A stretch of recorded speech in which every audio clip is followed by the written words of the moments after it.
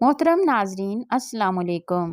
ज़िंदगी में जो नमाज़ें अदा करने से रह गई हूँ, इन क़ज़ा नमाज़ों को अदा करना लाजिम होता है। अगर इनकी क़ज़ा अदा ना की जाए तो रोज़े क़यामत इनका हिसाब देना होगा। सारी ज़िंदगी की क़ज़ा नमाज़ें अदा करने का 5 मिनट में आसान तरीका। क़ज़ा नमाज़ों को अदा करने का इंतहाई आसान तरीका आज हम आपको बताएंगे। बिस्मिल्लाहिर्रहमानिर्रहीम। नमाज अदा करने की अहमियत व फजीलत का अंदाज़ा इस बात से लगाया जा सकता है कि कुरान मजीद में तकरीबन 700 मकामात पर नमाज का जिक्र आया है। दर्ज़ेल अहादीस मुबारक में नमाज की फजीलत बयान की गई। हज़रत उबादा बिन सामत रज़ियल्लाहु ताला अन्हु से रवायत है कि उन्होंने रसूलुल्लाह सल्लल्लाहु अलैहि वसल्लम को ये फरमाते हुए सुना, 5 नमाजी हैं जिनको अल्लाह ताला ने अपने बंदों पर फ़र्ज़ करार दिया है। जिसने इन नमाज़ों को बेहतरीन वज़ू के साथ इनके मुकर्ररा औक़ात पर अदा किया और इन नमाज़ों को रुकू सजूद और कामल खुशू से अदा किया, तो ऐसे शख्स से अल्लाह ताला का वादा है कि इसकी मग़फ़रत फरमा देगा। और जिसने ऐसा नहीं किया, यानी नमाज़ें ना पढ़ी या नमाज को अच्छी तरह ना पढ़ा, तो ऐसे शख्स के लिए अल्लाह ताला का कोई वादा नहीं है। अगर चाहे तो इसकी मग़फ़रत फरमा दे और अगर चाहे तो इसको अज़ाब दे। हज़रत अबू ज़र रज़ियल्लाहु ताला अन्हु से रवायत है कि हुज़ूर नबी अकरम सल्लल्लाहु अलैहि वसल्लम मौसम सरमा में जब पत्ते दरख्तों से गिर रहे थे, बाहर निकले। आप सल्लल्लाहु अलैहि वसल्लम ने एक दरख्त की 2 शाखों को पकड़ लिया। अबू ज़र रज़ियल्लाहु ताला अन्हु फरमाते हैं, शाख से पत्ते गिरने लगे। रावी कहते हैं कि हुज़ूर सल्लल्लाहु अलैहि वसल्लम ने पुकारा, ए अबू ज़र। मैंने अर्ज़ किया, लब्बैक या रसूलल्लाह सल्लल्लाहु अलैहि वसल्लम। हुज़ूर सल्लल्लाहु अलैहि वसल्लम ने फरमाया, मुसलमानों बंदा जब नमाज इस मकसद से पढ़ता है कि इसे अल्लाह ताला की रज़ा हासिल हो जाए, तो इसके गुनाह इस तरह झड़ जाते हैं जिस तरह ये पत्ते दरख्त से झड़ते जा रहे हैं। मोहतरम नाज़रीन, आज आपके सामने नमाज से मुताल्लिक़ बहुत अहम मालूमात हम आपके साथ शेयर करने जा रहे हैं। नाज़रीन, क़ज़ा नमाज़ें कैसे पढ़ें, यानी अगर किसी की बहुत ज़्यादा नमाज़ें क़ज़ा हो गई हैं तो अब वो इन नमाज़ों को पढ़ना चाहता है, तो इन नमाज़ों को पढ़ने का आसान तरीका क्या है? इस मसले को बहुत गौर से सुनने की ज़रूरत है। उम्मीद करते हैं कि ये वीडियो सुनकर आपको बहुत ज़्यादा फ़ायदा हासिल होगा। सबसे पहले तो ये जान लीजिए कि जिसने कभी भी नमाज ना पढ़ी हो, अब इसे तौफीक नसीब हो रही है, और अगर वो इन क़ज़ा नमाज़ों को पढ़ना चाहता है तो जब से वो बालग हुआ है इस वक्त से नमाज़ों का हिसाब लगाए और जितनी नमाज़ें इसकी क़ज़ा हैं, अगर वो इन तमाम नमाज़ों को अदा करना चाहता है, लेकिन इसे बालग होने की तारीख़ याद नहीं है, इसे मालूम नहीं है कि वो कब बालग हुआ था, तो फ़ुक़हाए कराम फरमाते हैं कि एहतियात इसी में है कि अगर औरत है तो फिर 9 साल से और अगर मर्द है तो फिर 12 साल से बलोगत का हिसाब लगाए और फिर इसी हिसाब से जितने सालों की क़ज़ा नमाज़ें इसके ऊपर हैं, इन तमाम नमाज़ों को अदा करे।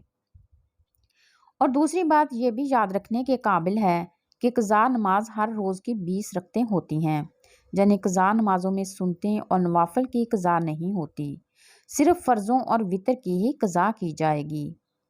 यानी फ़जर की 2 फ़र्ज़, ज़ोहर के 4 फ़र्ज़, असर के 4 फ़र्ज़, मगरिब के 3 फ़र्ज़ और इशा के 4 फ़र्ज़ और 3 वितर, इनकी क़ज़ा की जाएगी। इसके अलावा बाकी जो सुन्नतें और नवाफिल हैं, इनकी क़ज़ा नहीं की जाएगी। और क़ज़ा नमाज की नीयत कैसे करनी है? नीयत कहते हैं दिल के पुख्ता इरादे को, लेकिन अगर ज़बान से कहना चाहें तो फिर इस तरह से भी कह सकते हैं कि मैं नीयत करता हूँ या करती हूँ सबसे पहले क़ज़ा होने वाली फ़जर नमाज की वास्ते अल्लाह ताला के मुँह मेरा खाना काबा की तरफ, अल्लाहु अकबर। और ऐसे ही ज़ोहर का कहेंगे, सबसे पहले क़ज़ा होने वाली असर की, सबसे पहले क़ज़ा होने वाली मगरिब की, और सबसे पहले क़ज़ा होने वाली इशा की, और सबसे पहले क़ज़ा होने वाले वितरों की। यानी जब भी नियत करेंगे इस वक्त यही कहेंगे कि सबसे पहले जो क़ज़ा होने वाली हैं, जो नमाज हम अदा करते हैं, वो हमारे सर से उठ जाती है, इससे हम बरियल जुम्मा हो जाते हैं। इसके बाद जो क़ज़ा होने वाली नमाज होती है वही हमारी सबसे पहली क़ज़ा होने वाली होती है, क्योंकि जो पहले हमारी क़ज़ा नमाज होती है वो हम अदा कर चुके होते हैं। اس سے بریل ذمہ ہو چکے ہیں۔ اس کے بعد والی پھر ہماری سب سے پہلی والی قضا نماز کہلاتی ہے۔ اس طریقے سے ہم قضا نماز ادا کریں گے۔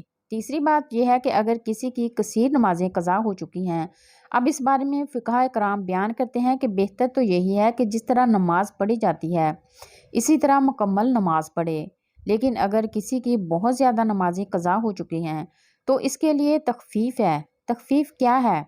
سب سے پہلے تخفیف تو یہ ہے کہ رکوع میں 3 مرتبہ تسبیح پڑھی جاتی ہے، سبحان ربی العظیم، تو 3 مرتبہ کی جگہ 1 مرتبہ پڑھے۔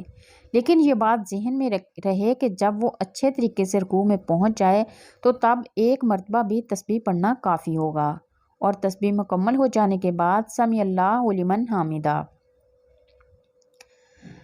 کہہ کر کھڑا ہو جائے۔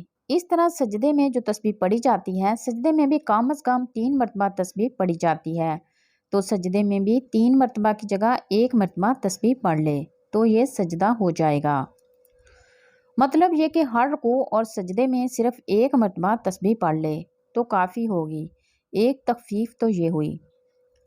دوسری تخفیف، جس طرح 4 رکعت فرض نماز پڑھ رہا ہے، یعنی ظہر کے ہیں، عصر کے ہیں یا عشاء کے ہیں یا مغرب کے 3 فرض ہیں، ان میں یہ ہے کہ تیسری اور چوتھی رکعت میں جو سورۃ فاتحہ پڑھی جاتی ہے، لیکن اگر کسی کی بہت زیادہ نمازیں قضا ہو چکی ہیں تو اس میں یہ تخفیف ہے کہ سورۃ فاتحہ کی جگہ 3 مرتبہ سبحان اللہ پڑھ لے، یعنی سبحان اللہ سبحان اللہ سبحان اللہ، یہ پڑھ کر رکوع میں چلا جائے۔ دوسری تخفیف یہ ہوگی۔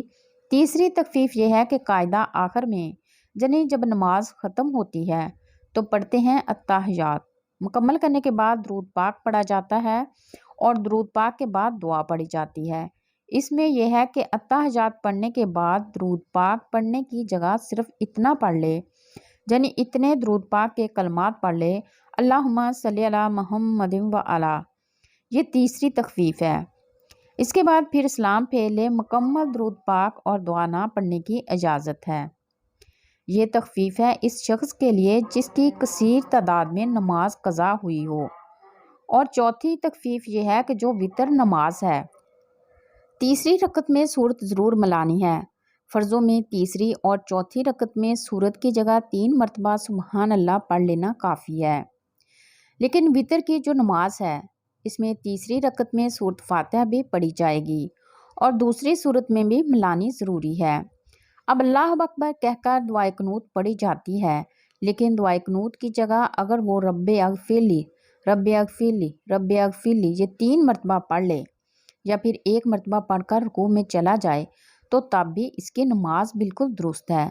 قضا نمازوں کے لیے اس تخفیف کے ساتھ اگر نماز پڑھیں گے تو آپ کی جو بہت زیادہ نمازیں قضا ہو چکی ہیں وہ بہت جلد ادا ہو جائیں گی۔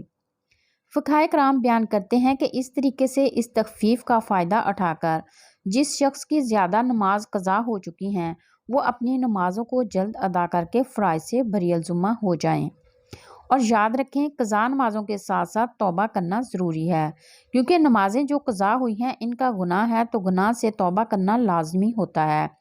ایک تو نماز ادا کریں گے، اس کے بعد پھر سچے دل سے توبہ کریں گے تو اس آسان طریقے سے اپنی قضا نمازوں کو ادا کر کے اللہ کی بارگاہ میں سرخرو ہو جائیں گے۔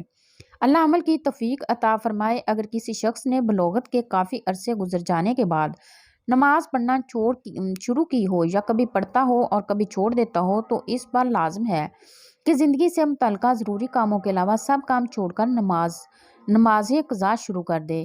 وہ اس وقت تک قضا نمازیں ادا کرتا رہے جب تک اس کے غالب گمان کے مطابق تمام قضا نمازیں ادا نہ ہو جائیں۔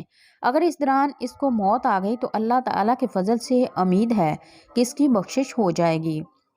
اللہ پاک ارشاد فرماتا ہے، اور جو شخص بھی اپنے گھر سے اللہ اور اس کے رسول صلی اللہ علیہ وآلہ وسلم کی طرف ہجرت کرتے ہوئے نکلے، پھر اسے راستے میں ہی موت آ پکڑے تو اس کا اجر اللہ تعالیٰ کے ذمے ثابت ہوگا، اور اللہ بڑا بخشنے والا مہربان ہے۔ اور اگر کوئی شخص ایسا نہ کر سکے تو اس سے کم درجہ یہ ہے کہ ہر نماز کے ساتھ یا جس قدر ممکن ہو قضا نماز پڑھتا رہے۔ قضا نمازوں کے صرف فرائض اور وتر ادا کرے۔ مثلاً پورے دن کی قضا نمازیں ادا کرنی ہوں تو پھر کل 20 رکعت اس طرح ادا کرے: 2 فرض فجر 4 فرض ظہر، 4 فرض عصر، 3 فرض مغرب، 4 فرض عشاء، بما 3 وطر۔ اس طرح نیت کرے، مثلا میں اپنی گزشتہ فجر کو ادا کرنے کی نیت کرتا ہوں جس کا میں نے وقت پایا اور ادا نہیں کی۔ ہر قضا نماز کی اس طرح نیت کرے یعنی دل میں ارادہ کرے، زبان سے کہنا بہتر ہے، ضروری نہیں۔ محترم ناظرین، اللہ پاک ہم سب کو 5 وقت باجماعت نماز ادا کرنے کی توفیق عطا فرمائے، آمین، اور ہم سب کی مغفرت فرمائے، آمین ثم آمین۔